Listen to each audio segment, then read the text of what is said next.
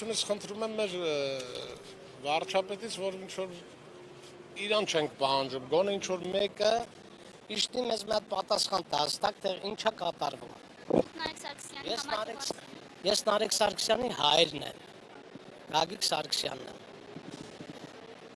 Դատարանում ես ականատես եմ եղել այն բանին, որ դատարանի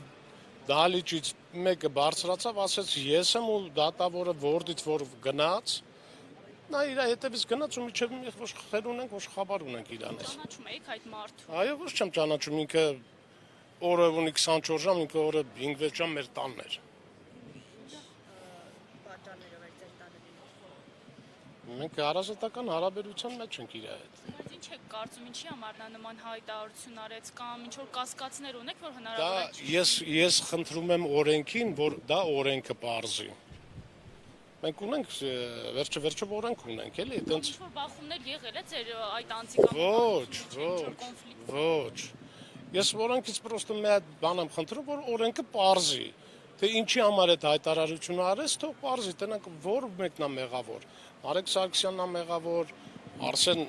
Մինասյանն է մեղավոր, ով է մեղավոր այդ սպանության մեջ։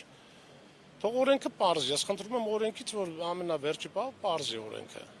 Այդքան բան։